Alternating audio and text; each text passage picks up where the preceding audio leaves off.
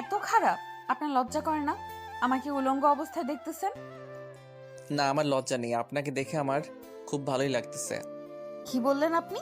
আশ্চর্য, আমি আমার বউকে দেখবো না তো কাকে দেখবো? হ্যাঁ, কিসের বউ? হ্যাঁ, আমি এই বিয়ে মানি না, বুঝেছেন? আমার বিএফ আছে। বয়ফ্রেন্ড আছে তো আমাকে কেন বিয়ে করেছেন? হ্যাঁ, আমার জীবন নিয়ে খেলা করার জন্যে? চিন্তা করবেন না, আমি 3 মাস পরে আপনাকে ডিভোর্স দিয়ে চলে যাব নিচেই। এখন আমাকে পোশাক পরতে দেন আর সরে বসুন আপনি। আপনার সাহস দেখে তো আমি অবাক। কই, একটু ঘুমিয়ে গিয়েছি না গিয়েছি তাতেই আমার পরনের সব খুলে ফেলেছেন। ছি ছি, এত অমানুষ আপনি। এই যে মুখ সামলে কথা বলুন, বুঝেছেন? আমি আপনার স্বামী হই, আমি যা ইচ্ছে তাই করতে পারি। আপনাদের মতো মানুষের জন্য কিছু কিছু মেয়ে ধর্ষিতা হয়, বুঝেছেন? এই কথাটি শুনেই হাসিব রেগে গিয়ে ওর হাত দুটি চেপে ধরে, তারপর ওর উপরে উঠে বসে। তারপর হাসিব বলতে থাকে, এই অনেক কথা বলেছিস, আর একটি কথাও বলবি না। যদি বলিস খুব খারাপ হবে। কি করবেন আপনি? হ্যাঁ, আপনার কাছে আর কি আশা করা যায়? ঠিকই বলেছিস, আমি খারাপ। এখন দেখ কি করি। তখনই সাথী চিৎকার করে বলে ওঠে। বাঁচাও, কেউ আমায় বাঁচাও, আমাকে মেরে ফেলবে। সাথীর এমন চিৎকার শুনে সবাই হাসিবের রুমের সামনে চলে আসে। তারপর বলতে থাকে। হাসিব, দরজা খুলো, কি হয়েছে ভিতরে? হাসিব এখন কি করবে ভেবে পাইতেছে না। একটু মজা করতে গিয়ে সাথী যে সিরিয়াসলি নেবে আর এমন কাণ্ড ঘটাবে সত্যি ভাবতে পারছে না সে। কি হলো হাসিব, দরজা খুলো। আমাকে বাঁচান প্লিজ, কেউ আমাকে বাঁচান, এই লোকটি আমাকে মেরে ফেলবে। আবারও সাথী এমন চিৎকার করে যে হাসিব সাথে সাথেই ছেড়ে দেয়। আর এই ফাঁকে সাথী কাপড় পরে সোজা গিয়ে দরজা খুলে দেয় আর সবার সামনে বলে, আমাকে কেউ বাঁচাও, এই লোকটি আমাকে মেরে ফেলবে। আমার গলা চেপে ধরেছিল, আপনারা না আসলে আমি এতক্ষণে শেষ হতাম। আমাকে কেউ প্লিজ বাবার বাসায় নিয়ে চলো। সাথীর মুখে এমন কথাটি শুনেই হাসিবের বাবা কষে একটি থাপ্পড় দেয়। তোকে এই শিক্ষা দিয়েছি আমি? হ্যাঁ, তুই যে আমার ছেলেটা ভাবতে আমার লজ্জা লাগতেছে, তোর প্রতি আমার ঘৃণা হচ্ছে। বাবা, বিশ্বাস করো, এমন কিছুই হয়নি। এই মেয়েটি চুপ, আর একটি কথা বলবি না, যদি বলিস বাসা থেকে বের করে দিব। সবাই ভাবতেছেন কি হয়েছে, তবে শুনুন। হাসিব পড়াশোনা শেষ করেছে, তো এখন তার বাবা মা মেয়ে খুঁজতেছে বিয়ে দিবে, কারণ ছেলে যথেষ্ট পরিমাণ বড় হয়েছে। মেয়ে খুঁজতে খুঁজতে সাথীকে পছন্দ করে ফেলে সবাই, আর তার সাথেই দিন তারিখ ঠিক করে বিয়ে। এর কিছুদিন পরে বিয়েও হয়। তো আজ বাসর রাত। বাসর রাত নিয়ে প্রতিটি ছেলেই স্বপ্ন দেখে, তখনই হাসিবও দেখছিল।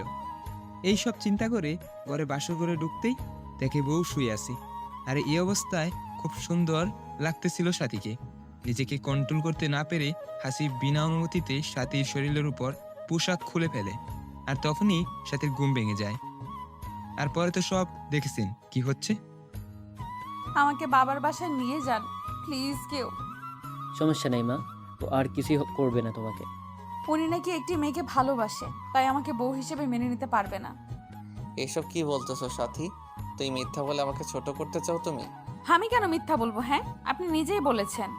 একদম চুপ করো, আর একটিও মিথ্যা কথা বলবে না বলে দিলাম। তখনই সাথী বলে ওঠে। আচ্ছা, ওয়াশরুমটি কোন দিকে? সাথীর এমন কথা একজন ওয়াশরুম দেখিয়ে দেয়, আর সাথী ওয়াশরুমে চলে যায়। প্রায় 10-15 মিনিট পরে সাথী ওয়াশরুম থেকে বের হয়ে আসে, এসেই বলতে থাকে। আমি এই বাসায় থাকবো না, আপনার ছেলের অন্য কোথাও সম্পর্ক আছে। হাসিব, সাথী যে বলতেছে সব কি সত্যি? হ্যাঁ, না বাবা, এসব সত্যি না। তো আমি মিথ্যা বলতেছি? হ্যাঁ, সাথীর কথাটি শেষ না হতেই বাইরে কলিং বেলের শব্দ হয়। এত রাতে আবার কে আসলো বুঝলাম না। হাসিবের মা গিয়ে দরজাটা খুলে দেয় আর দেখতে পায় যে একটি মেয়ে এসেছে। হাসিবের মা জিজ্ঞেস করে, কে তুমি, কাকে চাই? হ্যাঁ, হাসিব বাসায় আছে? আমি ওর। মেয়েটির কথা শুনে সবাই তো অবাক, কি হচ্ছে এসব কিছুই বুঝতেছে না কেউ। আরো বেশি অবাক হয় হাসিব। হাসিবের বউ আমি। এই মেয়ে, কি বলতেছো এসব? তোমার মাথা ঠিক আছে কি? অবশ্যই আমার মাথা ঠিক আছে।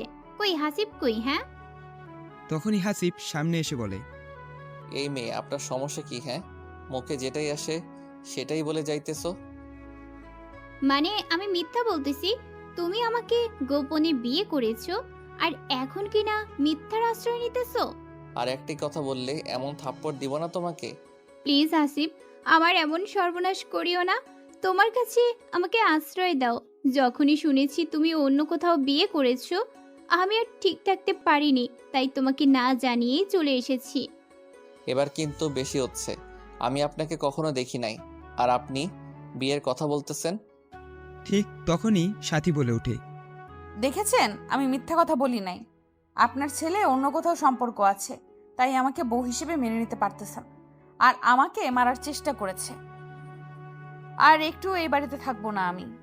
আমি বুঝে গিয়েছি, এই সব কিছুই তোমার সাজানো নাটক, তাই না? নাটক হবে কেন? হ্যাঁ, এখন তো আপনার আসল পরিচয় বের হয়েছে। আর আপনারা কেমন সন্তান জন্ম দিছেন? হ্যাঁ, আপনাদের না জানিয়েই বিয়ে করে।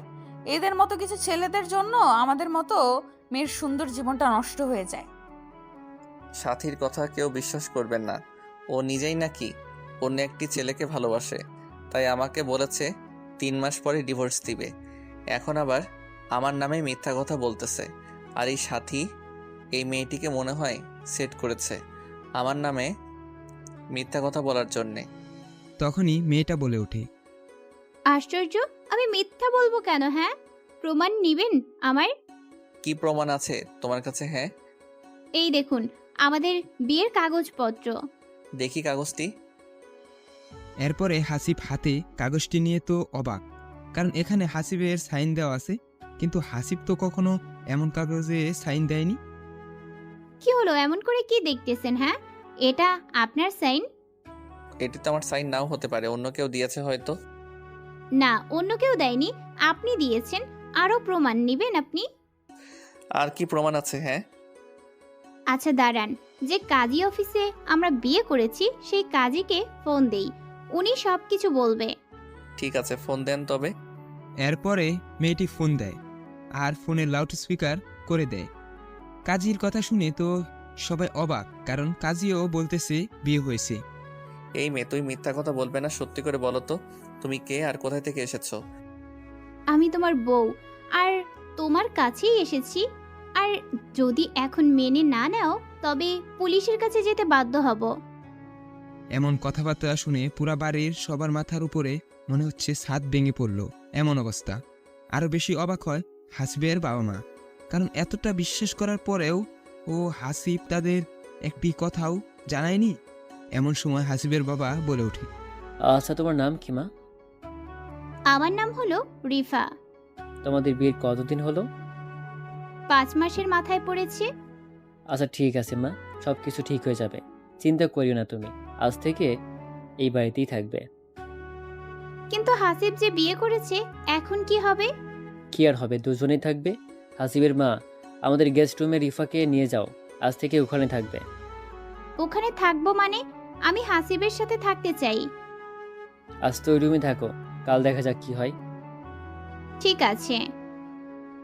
এরপরে হাসিবের বাবার কথা তো রিপাকে নিয়ে যাওয়া হয় ওই রুমে। বাবা, তুমিও এসব বিশ্বাস করলে? একদম চুপ থাক, তোর মতো খারাপ জঘন্য ছেলে আমি জন্ম দিয়েছি ভাবতে খারাপ লাগতেছে। কিসের অভাব ছিল তোর? হ্যাঁ, যখন যা চেয়েছিস তাই দিয়েছি, আর সেই তুই কি না, ছি ছি ছি, ভাবতে কেমন জানি লাগতেছে। সত্যি বাবা, আমি এমন কাজ করি নাই, এইসব সাথী করেছে, আমার মন বলতেছে। বাবা দেখেন, সত্যিটা এখন বের হয়েছে তো। আপনার ছেলে আমাকে দোষ দিতেছে। আমি কালকে বাবার বাসায় চলে যাব।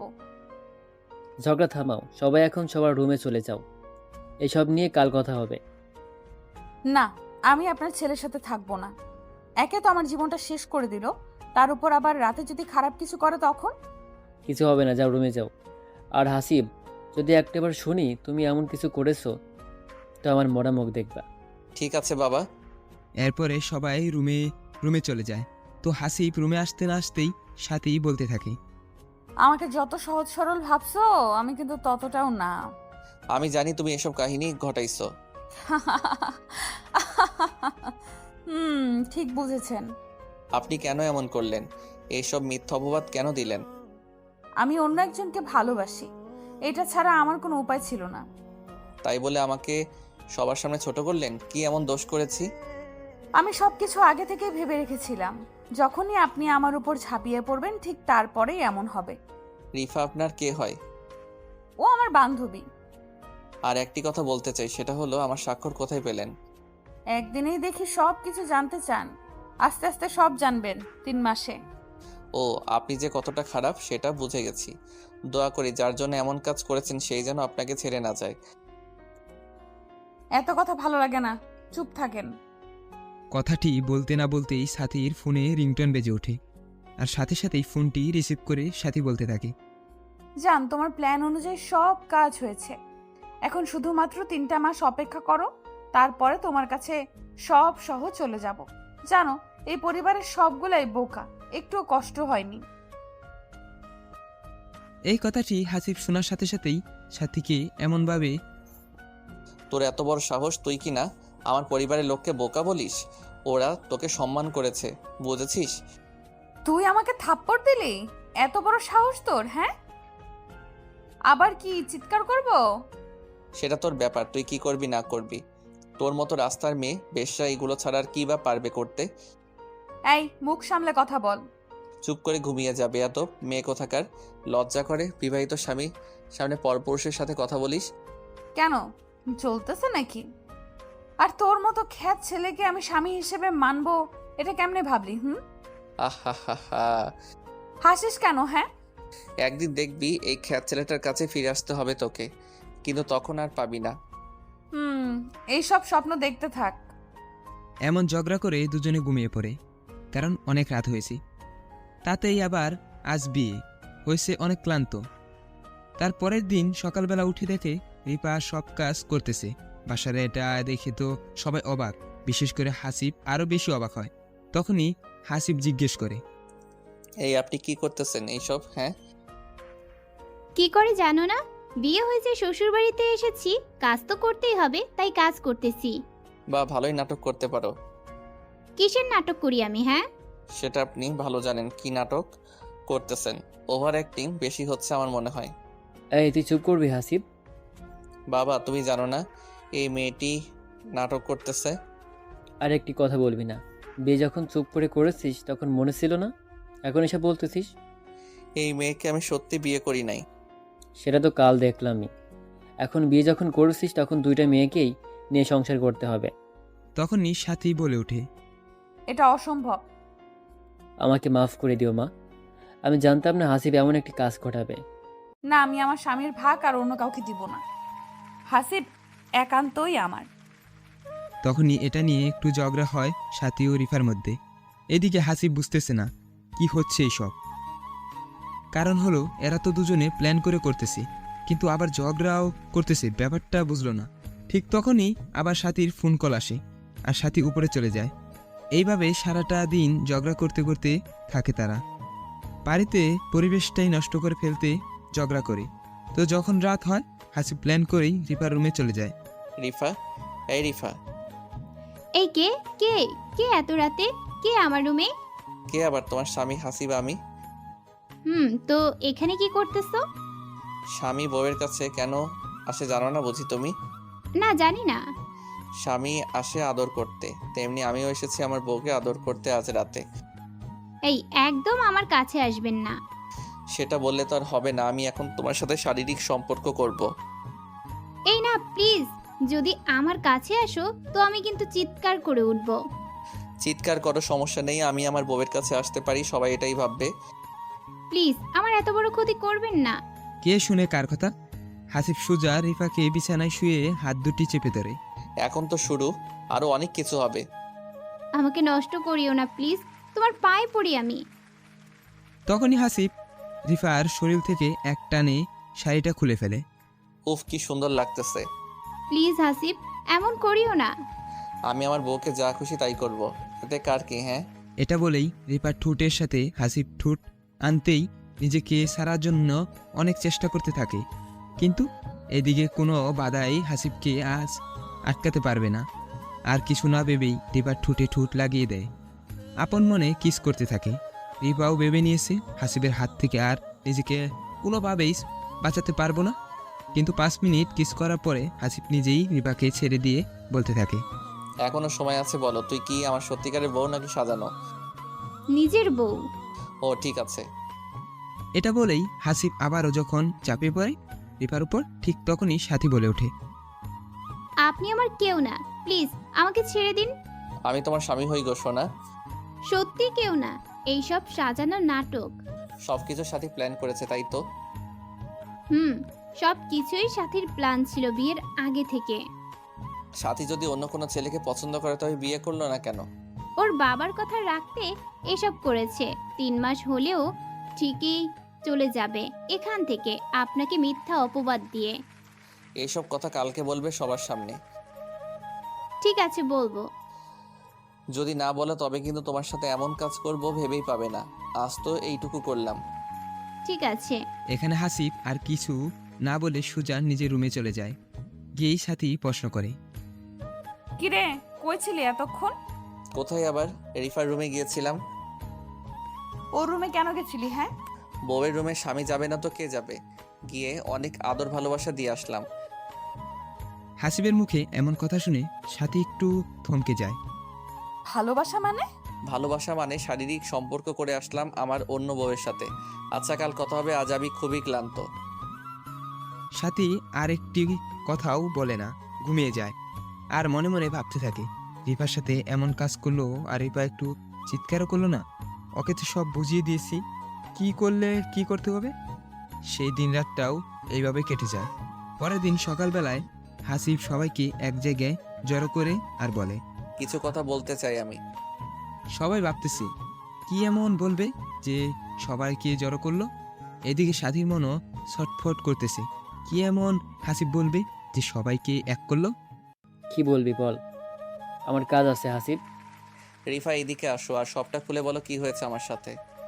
তখনই রিপা সামনে এসে বলতে থাকে, কাল রাতে হাসিব আমাকে হুমকি দিয়েছে, যদি আমি মিথ্যা না বলি তবে আমার বাবা মাকে মেরে ফেলবে। হোয়াট? এই রিফা, তুমি কি বলতেছো এসব? আমি যা সত্যি তাই বলবো হাসিব, আমি মিথ্যা বলবো না, এতে আমার যা হয় হোক। তোমার মাথা ঠিক আছে? তুমি কি বলতেছো? আমি ঠিক আছি। প্লিজ হাসিব, আমার বাবা মার কোনো ক্ষতি করিও না, তোমার পায়ে পড়ি আমি। তুমি কাল রাতে কি বললে আর আজ কি বলতেছো এসব? না, তুমি এমনটা করতে পারো না রিফা, প্লিজ সত্যিটা বলে দাও। আমাকে মাফ করবে হাসিব, আমি যা সত্যি তাই বলতেছি। ঠিক তখনই হাসিবের বাবা বলতে থাকে, হাসিব, এসব কি বলতেছে রিফা? তুই মিথ্যা বলার জন্য ওকে হুমকিও দিয়েছিস? না বাবা, বিশ্বাস করো, আমি এমন কিছুই করি নাই। তাহলে কি রিফা মিথ্যা বলতেছে? হ্যাঁ বাবা, রিফা মিথ্যা বলতেছে সবকিছু। প্লিজ হাসিব, আমাকে এইসব মিথ্যা অপবাদ দিও না, যদি এমন কিছু বলো তো নিজেকেই শেষ করে দিব। তুমি চুপ করো রিফা, তোমার কিছুই হবে না। প্লিজ বাবা, আমার বাবা মা যেন কোনো প্রকার ক্ষতি না হয়। হাসিব, সত্যি করে বলতো তুই কি চাস?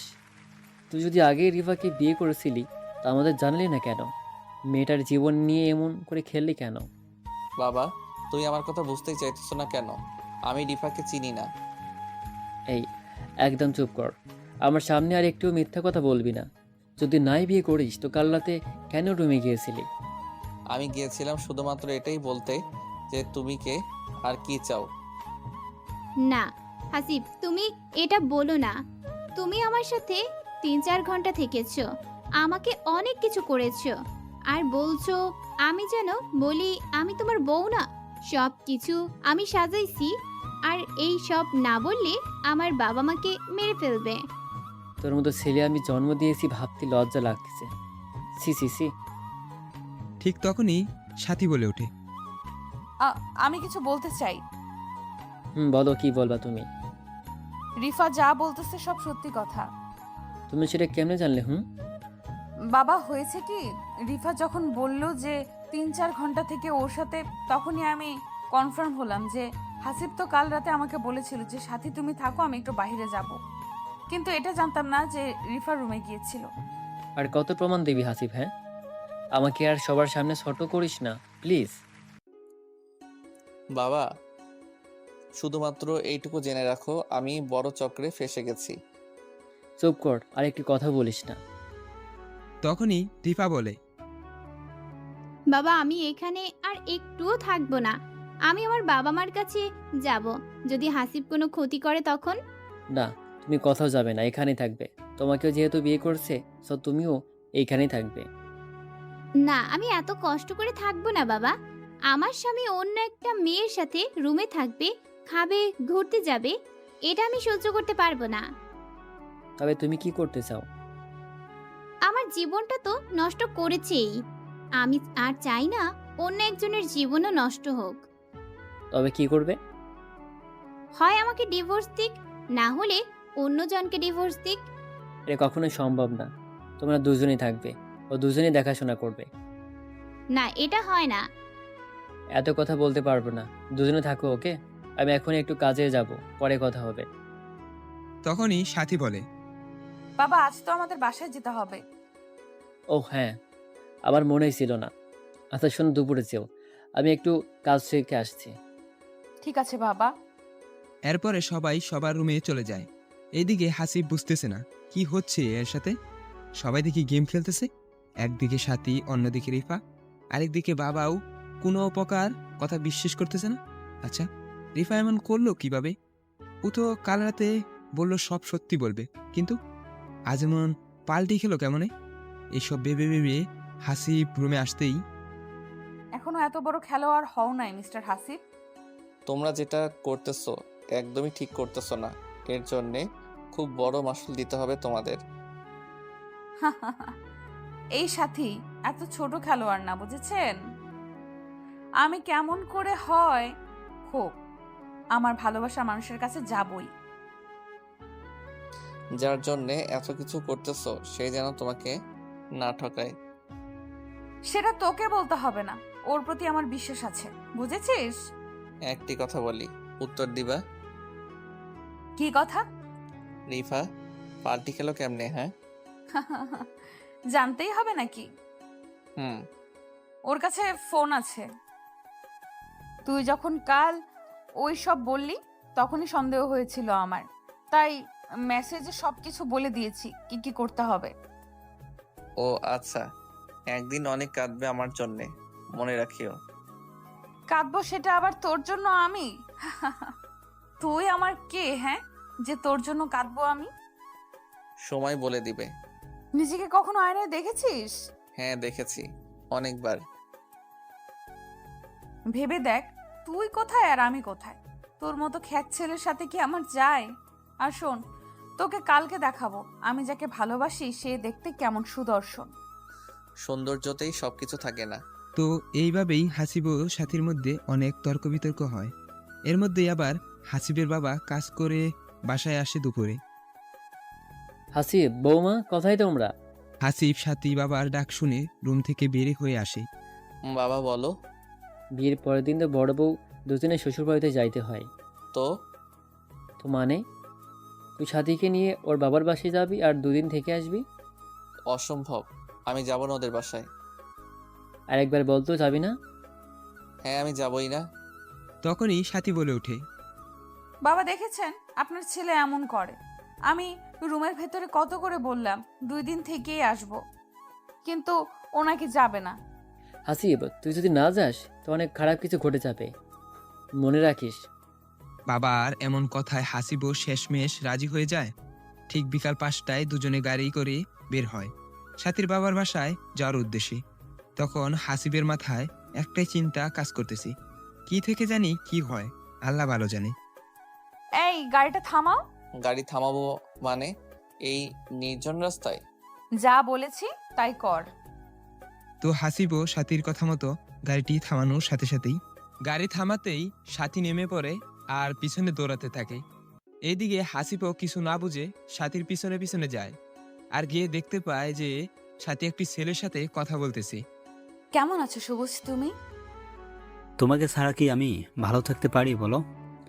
এই তো এসেছি তোমার কাছে। তার আগে বলো এদিকে কোথায় যাচ্ছিলে? আরে কোথাও না, মন খারাপ তাই হাঁটতেছিলাম। কি ভাগ্য তোমার সাথে দেখা হয়ে গেল। এটাই হলো আমাদের ভালোবাসার টান। জানো তোমাকে খুব মিস করতেছিলাম, কিছুই ভালো লাগতেছিল না আমার। আমারও একই অবস্থা।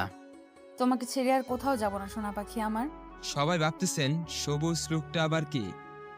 এখানে সবুজকেই সাথী ভালোবেসেছিল, তাই এত কিছু করেছে হাসিবের সাথে। ঠিক তখনই সবুজ সাথীকে জড়িয়ে ধরে যখনই ঠোঁটে কিস করতে যাবে, সেই সময় হাসিব বলে ওঠে, এই দাঁড়াও ওখানেই। এই, আপনি কে? আর এখানে কি করতেছেন? আমি কে সেটা সাথীকে বলো, আর সাথীকে ছেড়ে দাও। কে এই লোকটি সাথে? ওর সাথেই তো আমার বিয়ে হয়েছে। তাই নাকি? এই বলছি না সাথীকে ছেড়ে দে। যদি ছেড়ে না দিই কি করবি? কথাটি শোনা মাত্রই হাসিব গিয়ে সবুজের শার্টের কলার ধরে বলতে থাকে, তুই আমার সামনে আমার বইয়ের গায়ে হাত দিস, এত বড় সাহস তোর? হ্যাঁ, এটা বলেই সবুজকে মারতে থাকে। আর এইদিকে সাথী তো অবাক হয়ে যায়, তাকিয়ে থাকে, কারণ হাসিবকে বোকা মনে করেছিল, আর ওই নাকি সবুজকে এমন করে মারতেছে। এই ছাড়ো দুজন দুজনকে প্লিজ। ঠিক তখনই হাসিব সাথীকেও খুব জোরেই একটি থাপ্পড় দেয়, এখান থেকে সরে যা। বলেই আবারও সবুজকে মারতে থাকে। ঠিক তখনই একটি গাড়ি এসে থামে, আর গাড়ি থেকে একটি সুন্দরী মেয়ে নেমেই বলতে থাকে, এই সবুজ, এই তুমি এখানে কি করতেছো? হ্যাঁ, তোমার জন্য আমি কত সময় ধরে অপেক্ষা করতেছি রেস্টুরেন্টে, আর তুমি মারামারি লাগাইছো এখানে। এরপরে অনেক জোরাজুরির পরে হাসিব ছেড়ে দেয় সবুজকে। এর মধ্যেই সাথী প্রশ্ন করে বসে, এই মেয়ে তুমি কে? আগে তো কখনো দেখি নাই সবুজের সাথে। আমি কে সেটা আপনাকে কেন বলতে যাব? হ্যাঁ, আর আপনি আমাকে প্রশ্ন করে কে? কেন, উত্তর দিলে কি হবে? আমি হলাম সবুজের হবু বউ। কথাটি শুনেই সাথী থমকে যায় কিছুক্ষণের জন্য। কি বলেছিলাম না, তোমার রূপবতী বয়ফ্রেন্ড একদিন তোমাকে এমন সারপ্রাইজ দিবে ভাবতেই পারবে না। এই সবুজ, এই মেয়েটি যা বলতেছে সব কি সত্যি কথা? সরি সাথে, আমার পরিবারের কেউ তোমাকে মেনে নিবে না, কারণ তুমি বিবাহিত মেয়ে, আর তোমার স্বামী তোমাকে কত কি করেছে না করেছে। কথাটি বলার সাথেই সাথী, এত বড় কথাটি বলতে পারলি তুই আমাকে? জানিস কত ভালোবাসি তোকে আমি। সরি সাথে। তখনই মেয়েটি বলে ওঠে, সবুজ, তুমি এইসব মেয়েদের সাথে কথা বলছো? ছি, এদের পরিবেশ দেখছো কি ক্ষেত মেয়ে, চলো আমার সাথে। এটা বলেই মেয়েটি সবুজের হাত ধরে টেনে নিয়ে যায়। আর তখনই সাথী, সবুজ চলে যাচ্ছে। ঠিক তখনই সাথী দৌড়ে গিয়ে পিছন থেকে জড়িয়ে ধরে সবুজকে। প্লিজ সবুজ, আমার সাথে এমন করিও না, তোমাকে আমি খুব ভালোবাসি। সরি বললাম তো তোমাকে, আমি তোমার সাথে জাস্ট টাইম পাস করছি। না, আমি বিশ্বাস করি না, তুমি এমন করতেই পারো না। আমি চাইলেও তোমাকে বিয়ে করতে পারবো না সাথী, কারণ তুমি একজন বিবাহিত মহিলা, ডিভোর্সি মহিলা। এগুলো দেখে কি ভালোবাসা হয় সবুজ? তুমি যে এখনো ভার্জিন আছো, এটার কোনো প্রমাণ কি আছে? হ্যাঁ, হ্যাঁ, আমি 100% ভার্জিন আছি এখনো। সবাই একই কথা বলে, বুঝছো? তুমি আমাকে বিশ্বাস করো না সবুজ? এই 2-3 দিনেই এত চেঞ্জ হয়েছে তুমি। এত কথা বলতে পারবো না, আমার যা বলার ছিল আমি তোমাকে সবটা বলে দিয়েছি। তুমি যদি আর 1 মিনিটও এখানে থাকো তো আমি নিজেই চলে যাব। এইসব ক্ষেত মেয়ের সাথে তোমার কিসের এত কথা, কিসের সম্পর্ক? হ্যাঁ, আরে না, চলো তুমি। এটা বলেই সবুজ মেয়েটির সাথে গাড়িতে উঠে চলে যায়। কিন্তু এইদিকে সবুজের এমন আচরণ ব্যবহারে সাথী ভীষণ পরিমাণে শট খায়। ভাবতেই পারেনি সবুজ এমন কাজ করবে। এটা ভেবেই কান্না করতে থাকে। কান্না করে লাভ নেই, আল্লাহ ছাড় দেয় কিন্তু ছেড়ে দেয় না। বাই দ্য ওয়ে, আপনি কি এখন এমন কান্না করতে থাকবে নাকি যাবে? অন্যথায় যদি না যান তবে আমি বাসায় চলে যাব। হাসিবের এমন কথা শুনে সাথী কি উত্তর দিবে ভেবে পাইতেছে না। শুধুমাত্র হ্যাঁ সূচক কথাটি বলেই সাথী গাড়িতে উঠে বসেই। প্রায় 1 ঘন্টা পরে সাথীদের বাসায় পৌঁছায় হাসিব। বাসায় আসার সাথে সাথেই সাথীর ছোট বোনেরা বলতে থাকে, দুলাভাই কেমন আছেন? বাসর রাত কেমন কাটলো? বিড়াল মারতে পেরেছেন কি? দেখে তো মনে হচ্ছে অনেক কিছুই করেছেন। ঠিক তখনই সাথীর মা এসে বলে, ওই তোরা থামবি কি? দেখতেছিস এই মাত্র আসলো নাই, শুরু করে দিয়েছিস পেশাল। বাবা চলো রুমে চলো, তোমরা দুজনে। এটা বলেই হাসিবকে একটি রুমে নিয়ে আসা হলো। বাবা, এটা সাথীরই রুম। সাথী যাবার পর থেকে পড়েই আছে। ও আচ্ছা। ঠিক আছে বাবা, তোমরা ফ্রেশ হয়ে নিচে আসো, আমরা খাবার রেডি করতেছি। এটা বলেই সাথীর মা চলে যায়। এইদিকে সাথী এতটাই কষ্ট পেয়েছে, কোনো প্রকার কথা বলতেছে না। ঠিক তখনই হাসিব লক্ষ্য করে যে সাথীর ঠোঁট থেকে রক্ত বের হচ্ছে। সরি সাথী, আসলে হয়েছে কি, আমার বউকে কেউ আমার সামনে এমন করবে আর আমি দাঁড়িয়ে থেকে দেখবো, এটা কখনোই হয় না, তাই তোমাকে থাপ্পড় দিয়েছি। সমস্যা নেই, আপনি ফ্রেশ হয়ে নেন। ওয়াশরুমটা জানি কোন দিকে? কথাটি বলার সাথে সাথেই সাথীকে ওয়াশরুমের দিকে নিয়ে যায়। প্রায় আধা ঘন্টা পরে হাসিবার সাথী যখন একসাথে রুম থেকে বের হয়ে আসতেছিল, ঠিক তখনই সাথীর মা বাবা দূর থেকে দেখে বলে ওঠে, ঠিকই বলেছ, খুব সুন্দর লাগতেছে আমার মেয়ে জামাইকে। এরই মধ্যে আবার দুষ্টু শাড়িগুলা চলে আসে। দুলা ভাই, কি আর বলবো, একেবারে ওয়াও লাগতেছে। উফ, আপুর জামাই না হয়ে যদি আমার জামাই হতেন। তখনই সাথী বলে ওঠে, এই কি হচ্ছে এসব? হ্যাঁ, আমরা আমাদের দুলা ভাইয়ের সাথে মজা করতেছি, কেন তোমার চলতেছে বুঝি? সাথী কি উত্তর দিবে কিছু ভেবে পাচ্ছে না। দুলা ভাই গো, তোমার কোনো ভাই নাই? না নেই। উফ, থাকলে আমার জামাই বানাতাম। তোমরা তো দেখতেছি খুব ফাজিল, চলো সবাই খাওয়া দাওয়া করবো। এরপরে সবাই মিলে খাওয়া দাওয়া করতে বসে, কিন্তু সাথীর মন এখনো খারাপ হয়েই আছে। খারাপ হবারই কথা, কারণ এত ভালোবাসার পরও যদি প্রিয় মানুষটি নিজের না হয়, কষ্ট তো হবেই।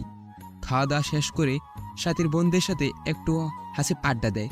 রাত যখন 10টা বাজে তখন হাসিব বলে ওঠে, আচ্ছা আজ ঘুমাতে যাই, কি বলো তোমরা? বাবা, এত তাড়াতাড়ি ঘুম নাকি? আপুকে কে আদর করবেন? আরে না, সত্যি ঘুম আসছে। দুলা ভাই, আমরাও বুঝি, আমরা ছোট বাচ্চা না, বুঝেছেন? আরে আজ জার্নি করে এসেছি, শরীরটা একটু ক্লান্ত আমার। আচ্ছা ঠিক আছে, যান তবে।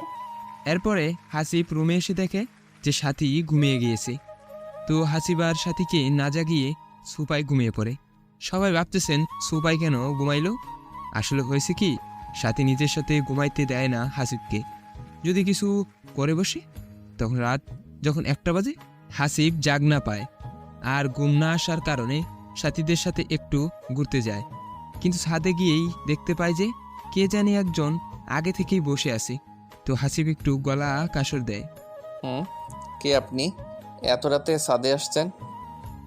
কথাটি বলার সাথে সাথেই একটি মেয়ে উত্তর দেয়, আরে দুলা ভাই, আপনি এত রাতে এখানে, ব্যাপার কি?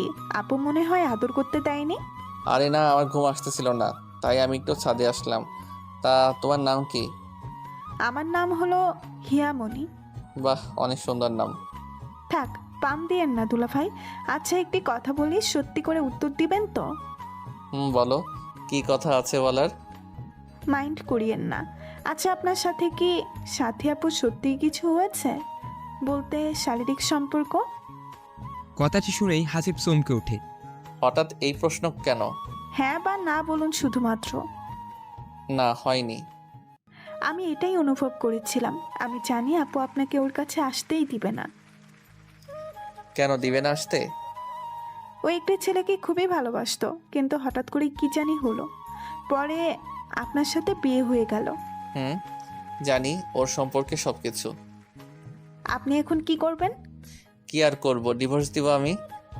প্লিজ এমন কিছু করিয়েন না দুলাভাই, দেখবেন সব ঠিক হবে। এত কথা বুঝি না। এটা বলে যখনই হাসিব ছাদ থেকে নিচে যাইতে ধরে, ঠিক তখনই হিয়া হাতটি টেনে ধরে। প্লিজ দুলাভাই। হাত ছাড়ো, কেউ দেখে ফেলবে। আপনি যতক্ষণ না বলবেন আমি আপনার হাত ছাড়বো না। আমি তো বললাম ডিভোর্স দিব, এমন মেয়ে নিয়ে সংসার করা যায় না, এখন হাত ছাড়ো। না, ছাড়বো না। এটা বলে হিয়া হাসিবের সাথে জোরাজুরি করতেছে। ঠিক সেই সময় একজন ছাদে আসে, আর সেই, তোর এত বড় সাহস আমার বোনের হাত ধরিস, তাও আবার এত রাতে? আরে না, আমি তো। হাসিবের কথাটি শেষ হতে না হতেই সাথী আবার বলতে থাকে, ছি, আমার ভাবতেই লজ্জা লাগতেছে, তোর মন মানসিকতা এত নিচে।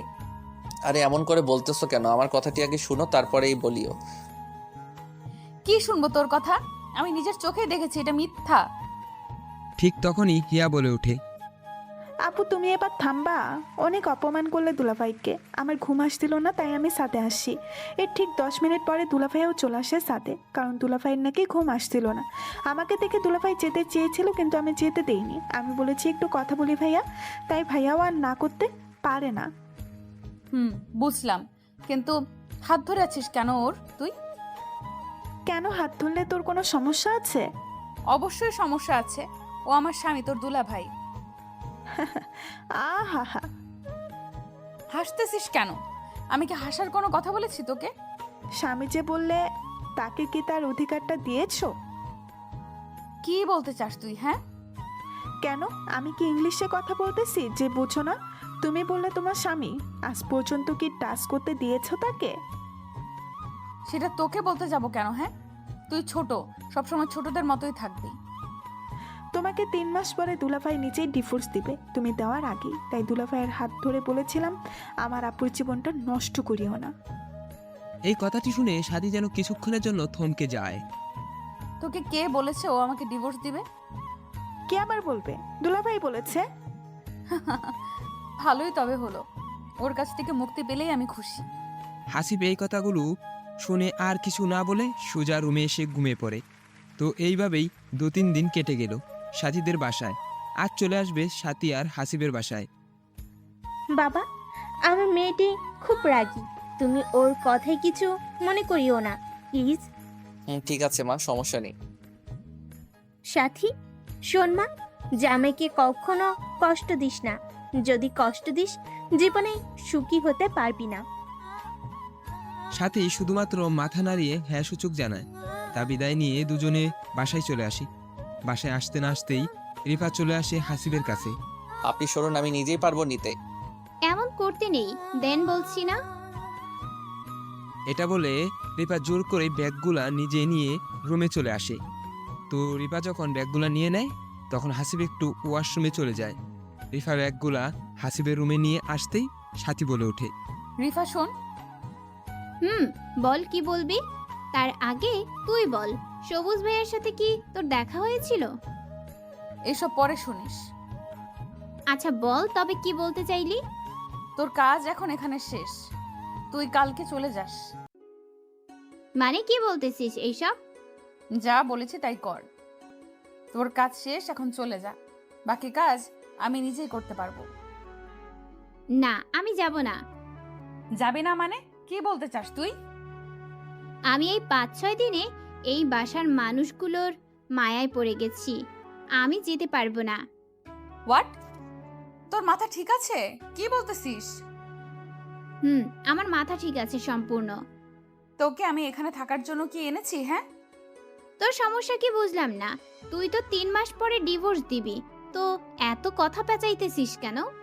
সেটা তুই বুঝবি না। আমি যাইতে পারবো না। আর তুমি হাসিবকে ডিভোর্স দিলে আমি কোনো না কোনো ভাবেই হাসিবের মনে জায়গা করে নিয়ে কোনো না কোনো ভাবেই বিয়ে করে নিব, আর চিরকাল এখানেই থাকবো। মাথা গরম করিস না আমার, রিফা। তোকে যা বলেছি তাই কর, না হলে খুব খারাপ হবে বলে দিলাম। যা ইচ্ছে করতে পারিস তুই। তুই যে হাসিবের বউ না, এসব বলে দিব কিন্তু। বলে দেখ, তারপরে কি হয় তোর আবার। এটা বলতে না বলতেই হাসিব চলে আসে। এ কি হয়েছে এখানে? হ্যাঁ, চিল্লাচিল্লি করতেছো কেন দুজনে? জানো হাসিব, স্বাধীনা আমার সাথে খারাপ ব্যবহার করতেছে। আমি শুধু মাত্র বললাম, ছোট তোর বাসায় কেমন দিন গেল। একদম মিথ্যা বলবি না বলে দিলাম। তোকে কি এই কথা আমি বলেছি? তো কি বলেছো শুনি একটু। এই, তোমরা দুজন নাটক বন্ধ করবে? তোমরা দুজন কি চাচ্ছ আবার? হ্যাঁ, আমি কিছু চাই না, তোমাকে চাই শুধুমাত্র। লজ্জা করে না অন্যজনের স্বামীকে নিজের স্বামী ভাবিস? কথাটি শেষ হতে না হতেই এত বড় সাহস তোর এই কথা বলিস? আমি সব প্রমাণ দিয়েই এই বাসায় এসেছি। এইদিকে সাথী ভাবতেই পারতেছে না এমনভাবে থাপ্পড় দিবে রিফা। সাথী যখনই ঘুরে আবার রিফাকে থাপ্পড় দিতে যাবে, ঠিক সেই টাইমে হাসিব হাতটি ধরে ফেলে। অনেক হয়েছে তোমাদের নাটক, এখন বন্ধ করো এইসব। রিফা, আপনি আপনার রুমে চলে যান। রিফা হাসিবের কথা মতো রুমে আসে, কিন্তু এইদিকে আবার সাথীও ভাবতেই পারতেছে না এমন একটা সময় আসবে যে সময়ে রিফা এমন পাল্টি খাবে। এখন শুধুমাত্র হাসিবের মাথায় একটি চিন্তা, সাথী কবে ডিভোর্স দিবে আর কবে এই সব থেকে মুক্তি পাবে। এমন সময় কান্নাকাটির আওয়াজ শুনতে পায় হাসিব, তাই রুম থেকে বেরিয়ে আসে। এসে দেখে রিপা কান্না করতেছে। কি হয়েছে মা তোমার? কান্নাকারি করতেছো কেন? বাবা, আমি চাই হাসিব আজ থেকে আমার সাথে থাকবে। কিন্তু ও যদি তোমার কোনো ক্ষতি করে? আমার বিশ্বাস কোনো ক্ষতি করবে না। কি হয়েছে এখানে এত কান্নাকাটি কেন শুনি? এত কিছু বুঝতে হবে না। আজ থেকে একসাথে রিভার্সে থাকবে, কথা মনে থাকে যেন। কিন্তু বাবা।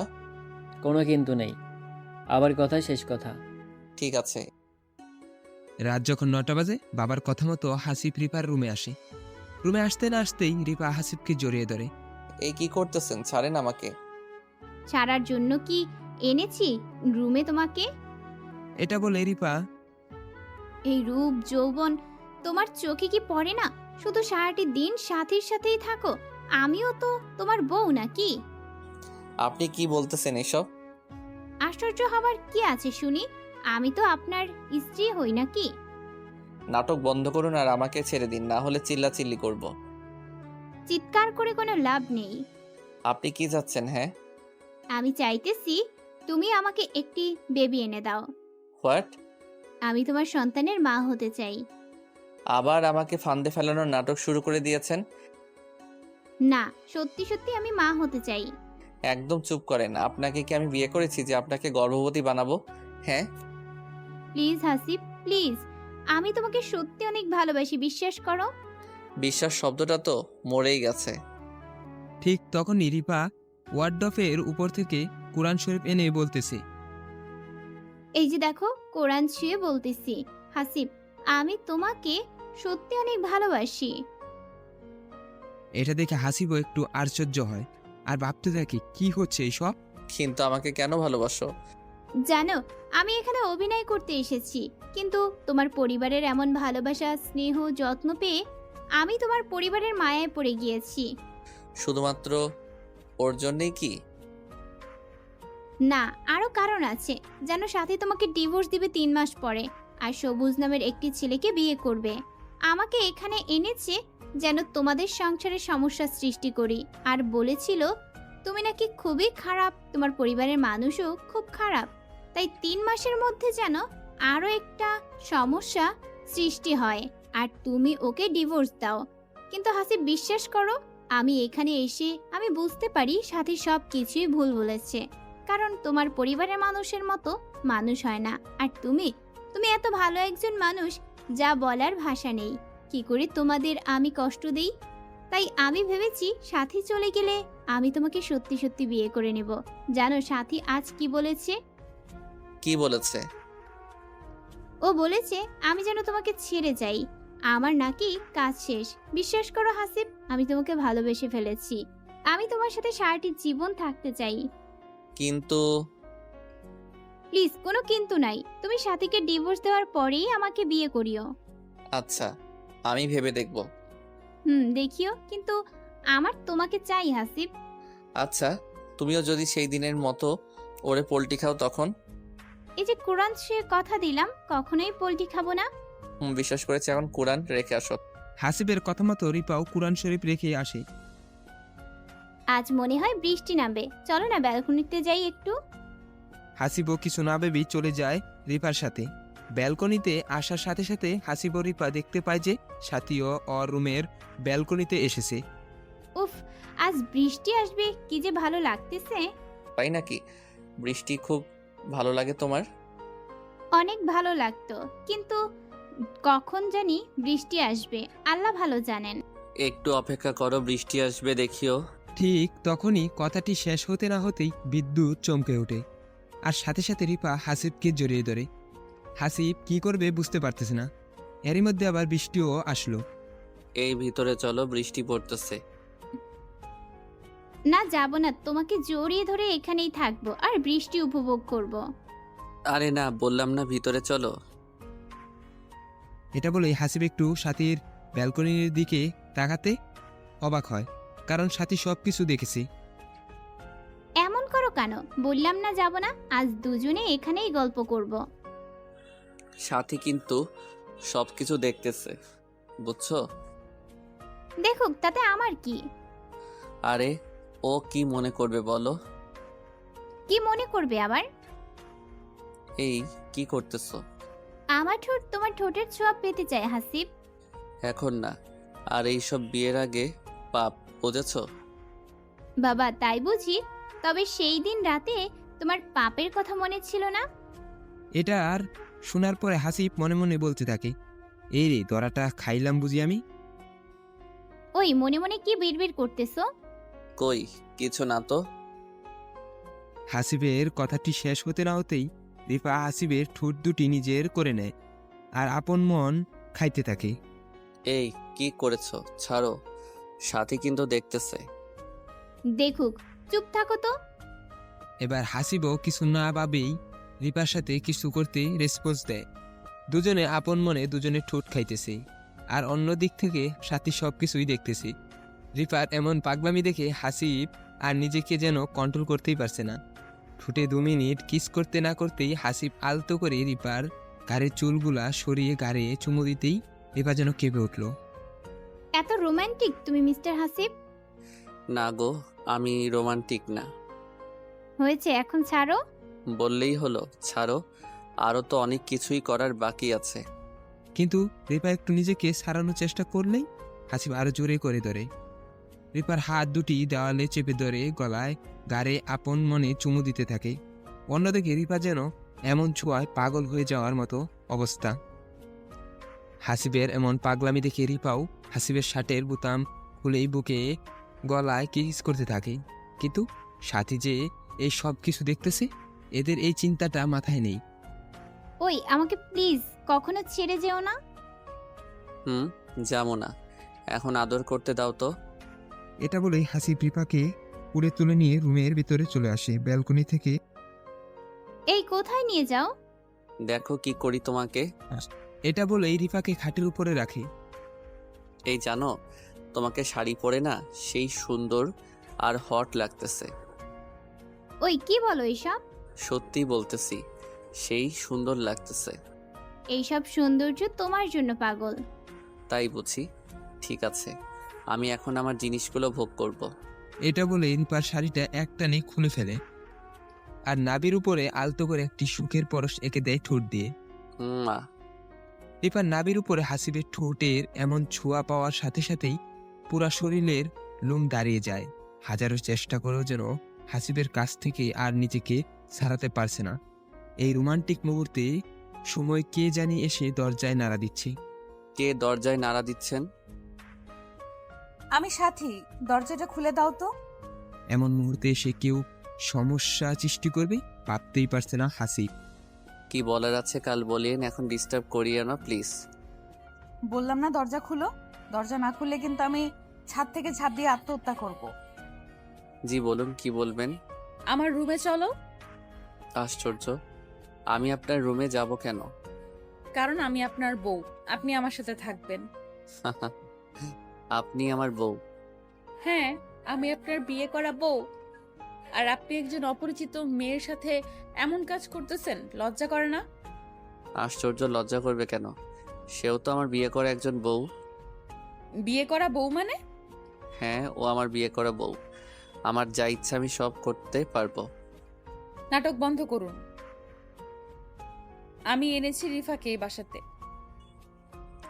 এনেছেন, ভালো করেছেন। আপনার ডিভোর্স দিয়ে রিফাকে নতুন করে বিয়ে করব। এটা কখনো সম্ভব না, আমি আপনাকে ছাড়বো না। দেখা যাবে কি হয়। রিফা শোন, তুই যদি আমার জামাইয়ের সাথে খারাপ কিছু করার চেষ্টা করিস, খুব খারাপ হবে। তোকে কিন্তু শেষ করে দিব। হাসিব শুধুমাত্র আমার, বুঝেছিস? হাসিব আমাকে ভালোবাসে, তোকে না। ফকিনের বাচ্চা, তোকে এখানে আনাটাই ভুল করেছি। একদম চুপ করো, অনেক কথা বলেছিস আমার বউকে। কেন, তোর সবুজ কি হলো? যা, সবুজের কাছে যা, আর এক মুহূর্ত এখানে থাকবি না, যা রুমে যা। হাসিবের এমন থাপ্পড় দেখে রিপা অবাক। সত্যি ভাবতে পারছে না হাসিব সাথীকে থাপ্পড় দিবে।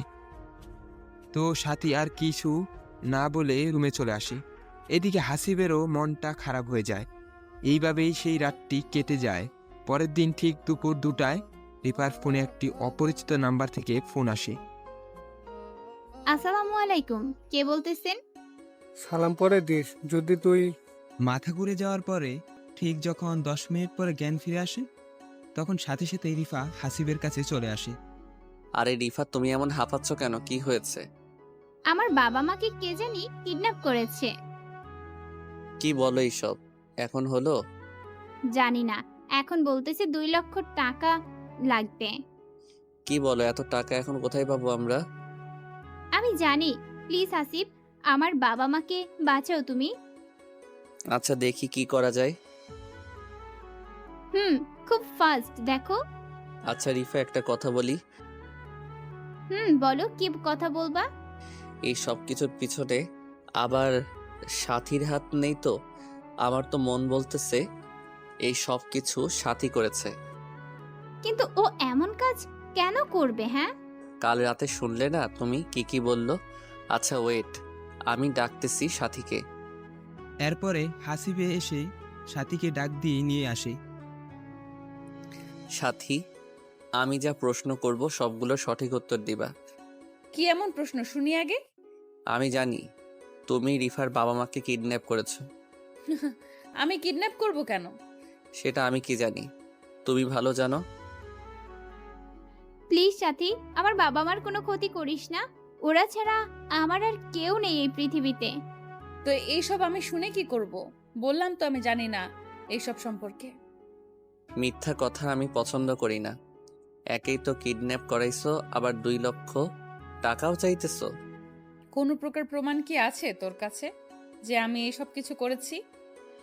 তুই যে কেমন সেটা আমার থেকে কেউ ভালো জানে না। আমি জানি তুই এই কাজ করেছিস। একদম চুপ কর, মিথ্যা কথা বলবি না। আমার তো মনে হয় তোরা দুজনে এইসব প্ল্যান করে আমাকে বাসা থেকে বের করে দেওয়ার প্ল্যান করতেছিস। ঠিক এমন সময় হাসিবের বাবা চলে আসে। কি হয়েছে এখানে? এভাবে চিল্লাচিল্লি কেন? তেমন কিছু না বাবা। তখনই সাথী বলে ওঠে, বাবা হয়ে কি? রিফা এবং আপনার ছেলে দুজনে মিলে প্ল্যান করেছে আমাকে কিভাবে বের করে দেওয়া যায় বাসা থেকে। কি বলতেছে কিছুই তো বুঝতেছি না আমি। রিফার নাকি বাবা মা কিডন্যাপ হয়েছে, আর সেই কিডন্যাপ নাকি আমি করেছি। এইসব অভিযোগ আমার উপরে তুলেছে। কি এসব হাসিব? তোর সাক্ষী প্রমাণ ছাড়া তুমি কেমনে অন্যজনের উপর দোষারোপ করো? দোষারোপ করতেছি না। আমার বাবা মার কি হবে এখন যদি মেরে ফেলে আমার বাবা মাকে? কিচ্ছুটি হবে না, চলো আমরা পুলিশের কাছে চলে যাই। ওরা এটাও বলেছে যদি পুলিশের কাছে যাই তো আমার বাবা মাকে সাথে সাথেই মেরে ফেলবে। আচ্ছা বাদ দাও, চলো আমরা সবাই মিলে খুঁজে দেখি একটু, নাকি বলো? আমি একটু তোমার সাথে একা কথা বলতে চাই হাসিব। যা বলার এখানেই বলো, কি হয়েছে? বললাম তো একান্তই কথা বলতে চাই। ঠিক আছে। এটা বলে হাসিব রুমে আসে। পিছু পিছু সাথীও চলে আসে। বলো কি বলবে এখন? জানি না কথাটি বিশ্বাস করবে কিনা। কি কথা? কথাটি হলো যে তুমি যে রিফার সাথে এমন ভাবে চলতেছো, তুমি কি ওর অতীত সম্পর্কে জানো? না, কেন? ওর অতীতে আবার কি হয়েছিল? ও কিন্তু একজন মাফিয়ার মেয়ে, বলা যায় ও নিজেও একজন মাফিয়া। ওর বাবা মা কেন কিডন্যাপ হয়? এই একদম মিথ্যা বানোয়াট কথা বলবে না। বিশ্বাস করো, আমি সত্যি বলতেছি। তো তোমার সাথে এই মাফিয়ার পরিচয় কেমনে হলো? আসলে আমি যেই কলেজে পড়তাম রিফাও সেই কলেজেই পড়তো, কিন্তু রিফা ছিল খারাপ স্টুডেন্ট, তাই আমাদের সাথে বন্ধুত্ব করে। আমরাও না বলি নাই, কারণ সবাই আমরা মানুষ, একে অপরের সাহায্য করব, এটাই স্বাভাবিক। তা ঠিক বলেছ। তারপরে হলো কি, আমার সাথে ও সব সময় থাকতো। এক সময় দুজনে বেস্ট ফ্রেন্ড হই আমরা। একদিন কলেজ শেষে ঘুরতেছি, ঠিক সেই সময় কিছু ছেলে আসে, এসে আমাদের ডিস্টার্ব করতে থাকে। অনেক বোঝাই কিন্তু বোঝে না। ঠিক তখনই রিফা আমাকে ওর ব্যাগটি দিয়ে বলে, তুমি বসো, আমি এদের দেখতেছি। তারপরে কি হলো? সবগুলো ছেলেকে এমন ভাবে মারলো, আমি দেখে তো অবাক। আমি তখন ভাবতে থাকি একটি মেয়ে মানুষ কেমনে এমন ভাবে সবাইকে পেটালো। ছেলেগুলো যখনই চলে যায় আমি রিফাকে জিজ্ঞেস করি, আচ্ছা তোর শরীরে এত শক্তি কই থেকে আসলো রে? সত্যি করে বল। থাক, অন্যদিন শুনিস। আজকে বলতে হবে তোকে। তবে শোন, আমি একজন মাফিয়ার মেয়ে। মনে করতে পারিস আমিও মাফিয়া। আমাদের কাজ হলো মানুষকে কিডন্যাপ করা আর পরে মুক্তিপণ চাওয়া। তোর ভয় পাওয়ার কোনো কারণ নেই, তোর কোনো প্রকার ক্ষতি করব না আমি। সত্যি তো নাকি পরে আমাকেও কিডন্যাপ করবি? এই জন্যই তোকে বলতে চাইনি, তুই আমার বেস্ট ফ্রেন্ড। আমি কি এইসব করতে পারি রে? হ্যাঁ, আমার উপর বিশ্বাস রাখতে পারিস কিন্তু তুই। তবু ভয় লাগতেছে আমার রিফা, বিশ্বাস কর।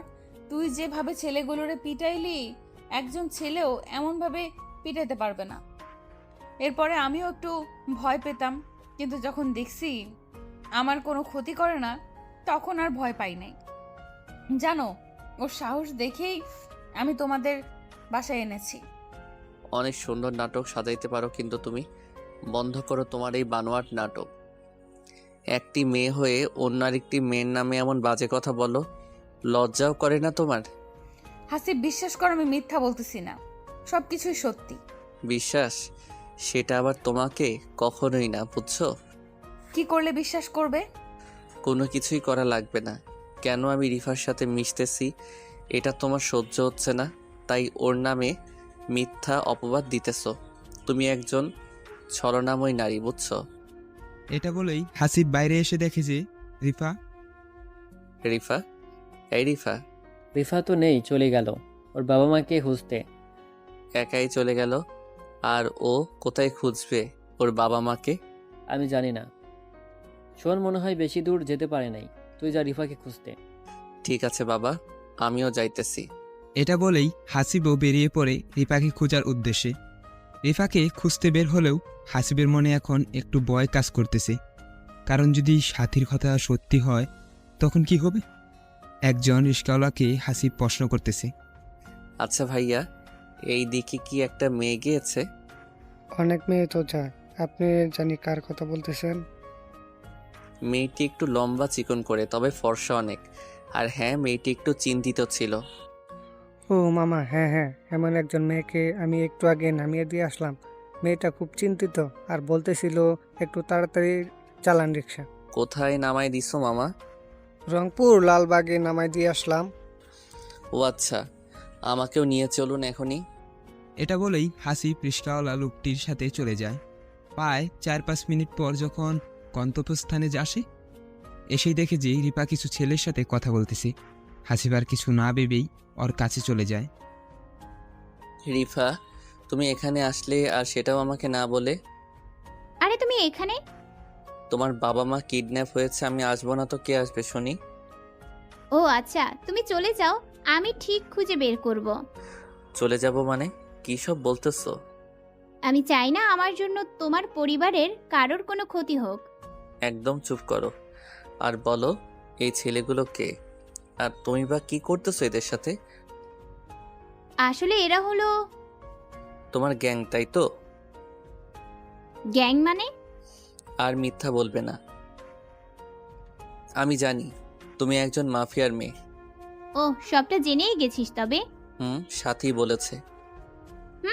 ও সত্যি বলেছে হাসিব, আমি একজন মাফিয়ার মেয়ে, অনেক খারাপ। আমার কাছে এতদিন লুকাইছো কেন? কারণ যদি আমি বলতাম, তুমি আমার সাথে জীবনেও মিশতে না। তাই বলে তুমি এত বড় সত্যিটা লুকাই রেখেছো?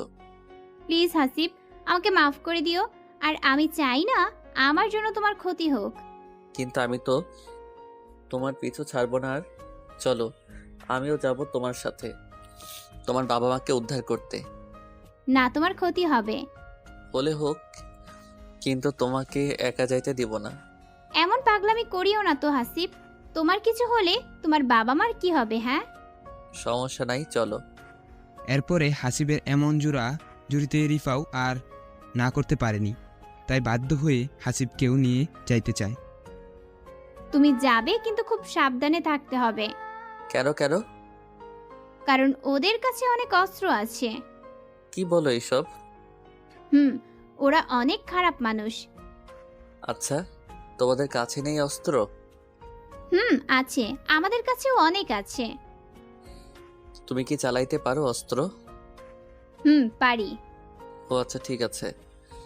তোমরা কি জানো তোমার বাবা মা কোথায় আছে এখন? জানি, এখান থেকে 2 কিলোমিটার দূরে একটি পরিত্যক্ত বাড়িতে রেখেছে। আচ্ছা ঠিক আছে, চলো তবে। আমি আবারও বলতেছি, সাবধানে থাকতে হবে তোমাকে। এরপর হাসিব, রিপা আর কিছু ছেলে সবাই মিলে গন্তব্যস্থানে যায়। কিন্তু গিয়েই দেখে যে পুরা বাড়িতে লোকজন পাহারা দিতেছে, প্রায় 15-20 জন লোক হবে। এমন সময় রিফার ফোনে আমার কল আসে। হ্যালো, কোথায় যাইতে হবে আমাদের এখন? ফোনের স্পিকার থাকার কারণে সব শোনা যাইতেছে। বাড়ির ভিতরে চলে আসো। আর হ্যাঁ, কোনো চালাকি করতে পারবে না, যদি করো তোমার বাবা মাকে শেষ করে দেব। ঠিক আছে, যাচ্ছি। রিফা কি হলো? তুমি বাইরে থাকো হাসিব, আর নাও একটি অস্ত্র তোমার কাছে রাখো, কিছু হলে ব্যবহার করবে। আমিও ভিতরে যাব। প্লিজ দয়া করে ভিতরে যেও না, তুমি বাইরে থাকো। ঠিক আছে, আমি বাহিরে আছি, কিন্তু তোমরা যদি বাহিরে না আসো আমার কিন্তু ভিতরে চলে যাব। ঠিক আছে। এরপর হাসিব বাইরে থাকে আর রিপাও ছেলেগুলা ভিতরে যেতে থাকে। এমন সময় একজন ছেলে রিপাকে বলে ওঠে, আপু, তুমি এই ছেলেটাকে চিনো? তোদের দুলাভাইও হবে। কিন্তু আপু, একটি কথা বলতে চাই। তুমি আবার কি ভাবো না ভাবো? বল, কি বলবি? আপু, এই ছেলেটাকে আমি চিনি, ও গোয়েন্দা। তোর মাথা ঠিক আছে, পাগল একটা? আপু, সত্যি আমি এমন একজনকে দেখেছি। মানুষের মতো কি মানুষ থাকে না? হ্যাঁ থাকে, কিন্তু আমার বিশ্বাস এই লোকই ওই লোক। একদম চুপ কর, আমি হাসিবকে ভালো করে চিনি, ও গোয়েন্দা না। আচ্ছা আপু, সরি। চুপচাপ ভিতরে ঢুক, যে কোনো ভাবেই হোক বাবা মাকে বের করতে হবে এখানে। আপু। এরপরে যখন রিফা ভিতরে ঢুকে দেখে যে বাবা মাকে বন্দি করে রেখেছে, ঠিক তখনই রিফা দৌড়ে যেতে দৌড়ল। ওখানেই দাঁড়াও রিফা, যদি এক পায়ে গিয়ে যাও তো তোমার বাবা মাকে শেষ করব। কে তুমি, কি চাও? চাই তো অনেক কিছুই, আগে বলো, কোনো চালাকি করিস নাই তো? হঠাৎ এরপরেই রিপার ছেলেগুলা গুলি শুরু করে দেয়। এর মধ্যেই রিপাও শুরু করে দেয় গোলাগুলি। প্রায় এক পর্যায়ে যখন সবকিছু থেমে যায়, তখন রিপা দেখে যে ওর বাবা, বাবা তুমি কোথায়? আশ্চর্য, আমার বাবা কোথায় গেল? ঠিক তখনই একজন বলে ওঠে, তোমার বাবা আমার কাছে রিফা। এটা দেখে তো রিপা পুরো অবাক, কারণ হাসিব কখন ভিতরে আসলো। তুমি এখানে হাসিব, মানে বুঝলাম না, কখন ভিতরে আসলে? আমার কাছেই তো সঠিক সময় সঠিক স্থানে আসা। মানে কি বলতেছো তুমি? কিছুই তো বুঝতেছি না আমি। মানে হলো আমি একজন ডিবি পুলিশ। এটা কিন্তু ফাজলামো করার টাইম না হাসিব। তোমার সাথে ফাইজলামি করার সময়ও আমার নেই, বুঝছো? তোমার বাবা একজন এই দেশের জঘন্যতম ব্যক্তি, যার নামে হাজার হাজার ব্যক্তির পরিবার আজ রাস্তায় নেমেছে। তোমার বাবার জন্যে আমার নিজের মামা মারা গিয়েছে। তোমার বাবা এই আইনের চোখে একজন খুনি, যার একটাই শাস্তি মৃত্যুদণ্ড। হাসিবের মুখে এমন কথা শুনে যেন রিপার বুক থর থর থর করে কাঁপতে থাকে। না, আমার বাবা খুনি না। মিথ্যা চাপা থাকে না রিফা, আর তুমিও একজন মাফিয়া, যার বিচার আদালত করবে। আমি শুধুমাত্র আমার দায়িত্ব পালন করব। তুমি এইসব জানলে কেমন করে? তোমার সম্পর্কে আমি অনেক কিছুই জানি, যেটা তুমি জানো না। মানে? তুমি যেই দিন বউ হয়ে আমার বাসায় আসলে নাটক করতে, সেই দিনেই তোমাকে চিনে ফেলেছি আমি। তুমি আমাকে চিনলে কেমনে? তোমার ফটো আগে থেকে আমার কাছে ছিল, তোমাকে মনে মনে খুঁজতেছিলাম, কিন্তু মেঘনা চাইতেই তুমি বৃষ্টি হয়ে এসেছো। তার মানে তুমি জেনে শুনে আমার সাথে এমন করেছো? জি। আমি বিশ্বাস করি না। As you wish. তার মানে তুমি কি আমাকে ভালোবাসো না? জি না। তোমার মতো একজন মাফিয়ার মেয়েকে আমি কেমনে ভালোবাসবো বলো? ইঁদুর বিলাইয়ের কি কখনো মিল হয় শুনেছো? সেই রকম তুমি ইঁদুর। এত বড় ধোঁকা, তাও আবার আমার সাথে! এটা কেমনে করলে তুমি হাসিব? সত্যি আমি তোমাকে অনেক ভালোবাসি। হা হা হা। আহ। হাসিবের এমন হাসি দেখে সেই ছেলেটা আবার রিফাকে বলতে থাকে, আপু, আমি তোমাকে বলেছিলাম না এই ছেলেকে আমি আগে দেখেছি, এ একজন পুলিশ। তুমি আমার কথা বিশ্বাস করো নাই, এখন কি হবে আমাদের? কিচ্ছু হবে না, চুপ থাক তুই। রিফা, রাইফেল সব নিচে রাখো, না হলে আমি তোমার বাবা মাকে গুলি করতে বাধ্য হব। তুমি আমার সাথে এত কিছু করেও বলতেছো আমাকে ভালোবাসো না? এটা ব্যাপার না, কিছু কিছু কাজে এমন করে হয়? ছি হাসিব, তুমি এমন করলে? আমি বুঝেছি সাথী তোমাকে আমার সম্পর্কে আরো কিছু বেশি বলেছে। হুম, বলেছে। ও অবশ্য বলতে চাইনি। আমি রিফা বলতেছি, আমি ছাড়া তোমার জীবনে কেউ থাকবে না, সাথীকে আমি শেষ করে দিব। এই প্যাচাল বন্ধ করো। আমি এত সহজে ধরা দিব না হাসিব। আমি শুধুমাত্র তোমার জীবনে বউ হয়ে থাকতে চাই। একদম চুপ থাকো বললাম, না হলে তোমার বাবা মা কিন্তু আমার হাতে আছে। থাক। এখানে কিন্তু সাথীর কোনো দোষ নেই। আছে, দোষ অবশ্যই আছে। আমার নামে তোমাকে এত কিছু বলেছে আমি জানি না। বিশ্বাস করো রিফা, সত্যি বলতেছি। একদম চুপ থাকো। আমি চেয়েছিলাম এইসব ছেড়ে দিয়ে একটা নতুন জীবন শুরু করব, কিন্তু সাথী সেটা হতে দিল না। এখানে কোনো দোষ নেই বললাম না। আছে না নেই সেটা আমি ভালো জানি। অনেক বুঝাইছি তোমাকে, এখন কি তুমি নিজেই ধরা দিবে নাকি আমার আসল রূপটা বের করতে হবে সেটা বলো। আমি তো কোনোভাবেই ধরা দিব না সাথীকে শেষ না করা পর্যন্ত। সাথী সবকিছু বলেছে, আর ও আর আমি এইসব প্ল্যান করেছি, দেখি তুমি সাথীর কি করতে পারো। মানে সাথী তো সবুজকে ভালোবাসতো। বাসো তো, কিন্তু ওকে সবুজ ধোকা দিয়েছে, আর সাথীও নিজের ভুলটা বুঝতে পেরেছে। কখন এই সব ঘটনা ঘটলো? যাই হোক, বলি তবে সবাইকে, আপনারা তো জানেন সাথীর বোন হিয়া আর হাসিব একজন রাতে ছাদে বসে কথা বলতেছিল। সেই দিন কিন্তু সাথী ওদের সব কথা শুনেছিল আর ভাবছিল সবুজ তো আমাকে ধোঁকা দিছিল, কিন্তু এই হাসিব তো কোনো প্রকার ধোঁকা দেয়নি। সবুজ যদি আমাকে ভুলে নতুন কোনো মেয়েকে নিয়ে থাকতে পারে, তো আমি কেন পারবো না হাসিবকে ভালোবেসে তার সংসার করতে? এটা ভেবে হাসিবকে সেই রাতে বলে, হিয়া, তুই আর হাবিব কি করতেছিস এত রাতে ছাদে? না আপু, কিচ্ছু না। আমার ঘুম আসছিল না তাই ছাদে আসছি, কিন্তু একটু পর দুলাভাইও আসলো তাই গল্প করতেছি। ও আচ্ছা। হাসিব, রুমে চলো তো, কথা আছে।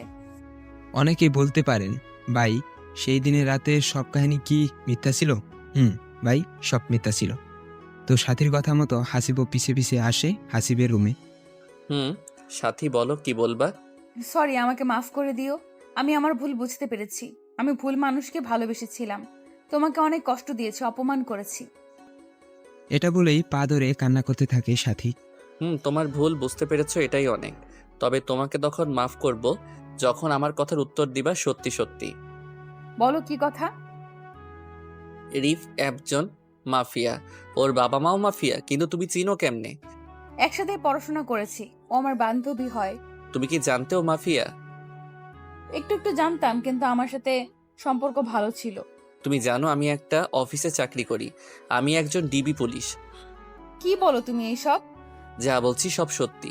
এখন তোমাকে যা বলতেছি, বাসায় গিয়ে ঠিক এমন এমন কাজ করবা, রিফাকে বুঝতেই দিবা না। কিন্তু না কেন? ওদের জন্য অনেক মানুষের জীবন চলে যাচ্ছে। সো ওর বাবা মাকে ধরার জন্য সাহায্য করো, তবে তোমাকে ক্ষমা করব আমি। হাসিবের মুখে এমন কথা শুনে সাথী নিরুপায় হয়ে রাজি হয়ে যায়।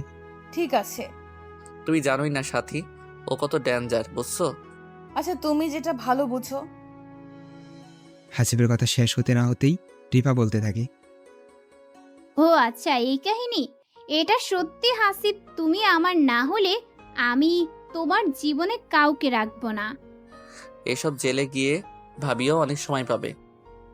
কথাটি শেষ না হতেই রিপা এমন একটি কাজ করে।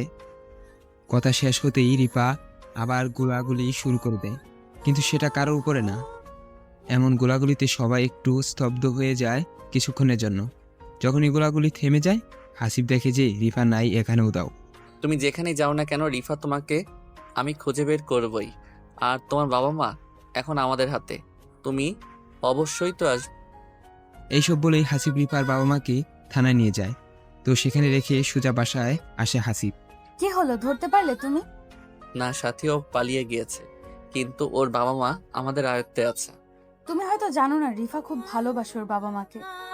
এখন কেমনে ধরবো এটাই ভাবতেছি। চিন্তা করিও না, দেখবে ও কোনো না কোনো একটি ভুল করবে, আর সেই সময় তুমি ধরে ফেলবে। আমি খুব ক্লান্ত, ফ্রেশ হয়ে আসতেছি, তুমি একটু খাবার নিয়ে আসো। হাসিবের এই কথাটি শেষ হতে না হতেই হাসিবের বাবা এসে উপস্থিত। হাসিব, বৌমাকে খুঁজে পেলি নাকি থানায় যেতে হবে আমাদের? বাবা, তোমাকে আগেও বলেছি না ও তোমাদের বউ না, ও একজন মাফিয়া। আমার সাথে মজা করিস তাই না? তোমার সাথে মজা করতে যাব কেন শুনি? তাহলে বাজে কথা বলতেছিস? শোনো তবে কাহিনী। এরপরে প্রথম থেকে শুরু হবে। হাসিব সব কিছু বলতে থাকে বাবাকে, আর হাসিবের বাবা এটা শোনার পর তো অবাক। এত কিছু হয়ে গেল, আমাকে একটি কথা জানালেই না। তুমি তো আমার কথা বিশ্বাস করতেছো না। এত ডেঞ্জার মেয়ে ছিল রিফা? দেখলে তো সিধে সিধা মনে হতো, আর ওর ভিতরে ভিতরে এত। বাবা, যাই হোক, আল্লাহ বাঁচাচ্ছে আমাদের সবাইকে। এখন সমস্যা আছে, ও আমাদের সমস্যা করতে পারে, তাই একটু সাবধান থাকতে হবে। ঠিক আছে রে বাবা। ঠিক আছে বাবা। তুমি ফ্রেশ হয়ে রুমে আসো, আমি খাবার নিয়ে আসতেছি রুমে। ঠিক আছে বউ। এরপরে হাসিব ফ্রেশ হয়ে 5-7 মিনিট পরে রুমে আসে। রুমে আসতে না আসতেই সাথী বলে ওঠে, এই যে মহারাজ, আপনার খাবার হাজির, এখন খেয়ে নেন। আসো, তুমিও আসো। আমি খাইছি একটু আগে, তুমি খাও, আমি বসে আছি। ঠিক এই সময় কারেন্ট চলে যায়। এটা কোনো কথা হলো? সাথী খাইতে বসলাম, কারেন্ট গেল গা। হাত পাখা তো আছে, সমস্যা কি? আমি বাতাস করতেছি, তুমি খাও।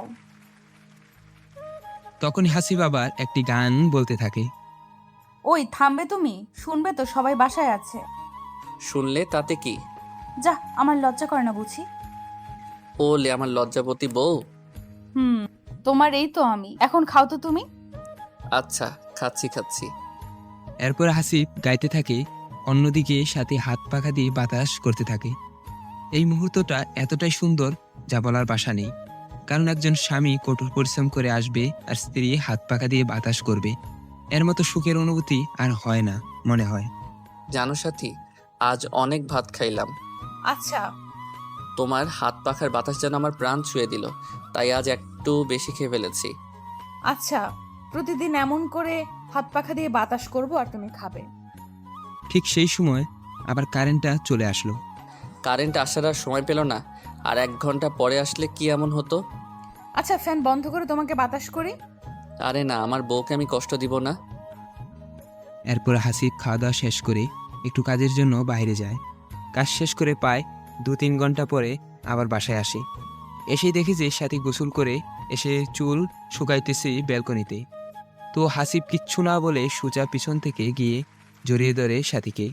এই কে কে? কে আবার? তোমার জামাই। এমন করে কেউ জড়িয়ে ধরে পেছন থেকে এসে? আমি ভয় পাইছি। এবার ভালোবাসা দিয়ে ভয় দূর করে দিব তোমার সোনা আমার। তাই বুঝি গো, দেখি কি করো। আচ্ছা দেখো তবে। এটা বলে হাসিব সাথীর ভেজা চুলগুলা সরিয়ে গাড়ি কিস করে। কিস করার সাথে সাথে সাথীর শরীরটা যেন একটু কম্পন দিয়ে উঠল, আবার গলায় কিস করতে থাকে।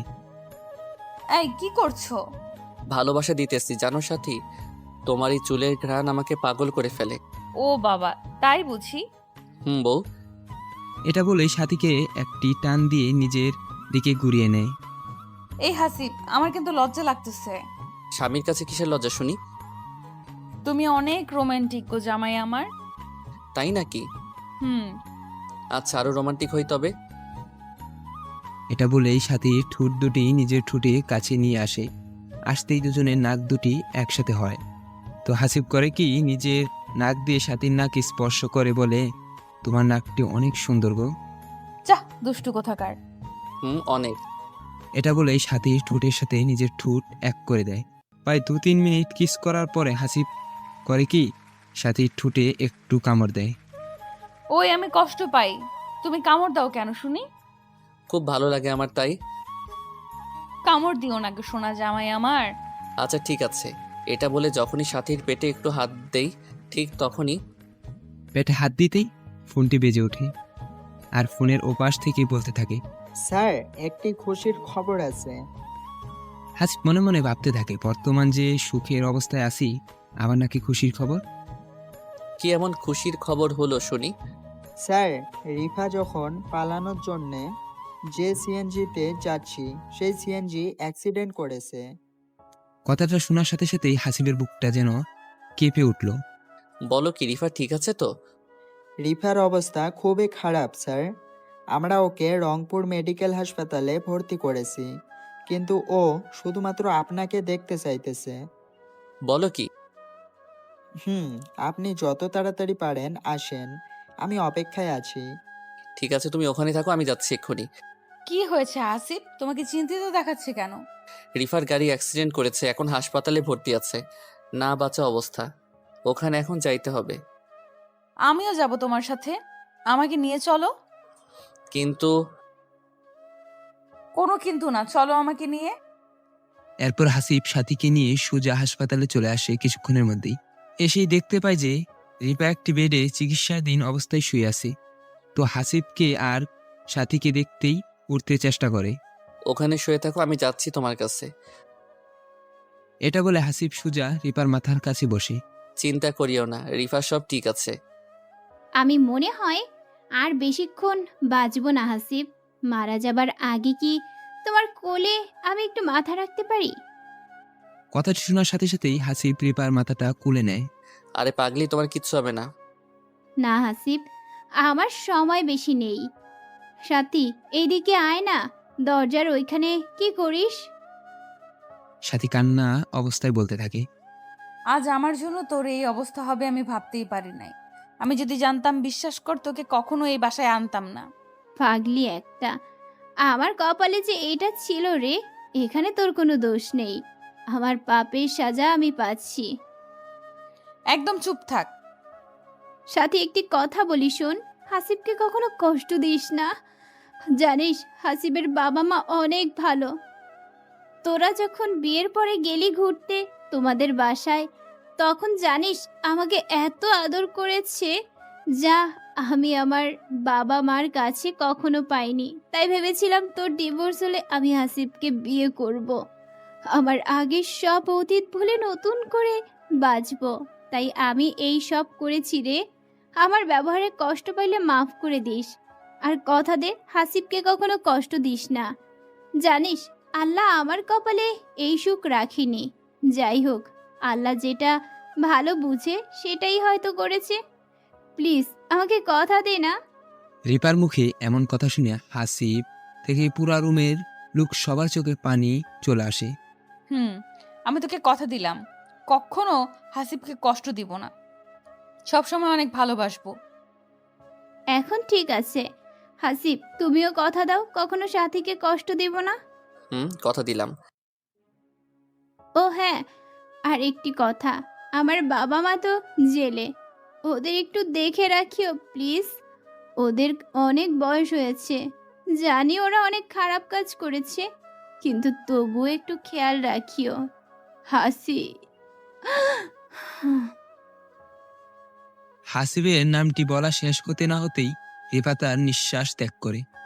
রিফা মারা যাওয়ার পরে যেন সবাই হতবাক হয়ে তাকিয়ে শুধুমাত্র ওর দিকে, কেউ কোনো কথা বলতেছে না। ঠিক তখনই কিছু পুলিশ এসে বলে, স্যার, আমরা এখন কি রিফাকে নিয়ে যেতে পারি? কারণ ওকে চেক করতে হবে। তার কোনো দরকার নেই, আমি ওকে আমাদের নিজস্ব কবরস্থানে মাটি দিব। এরপর হাসিব রিফাকে বাসায় নিয়ে আসে। লোকজন জড়ো করে গোসল দিয়ে সুন্দরভাবে নিজের কবরস্থানে মাটি দিয়ে আসে। কেন জানি মাটি দিয়ে আসার পরে থেকে হাসিবের মন সব সময় খারাপ থাকে।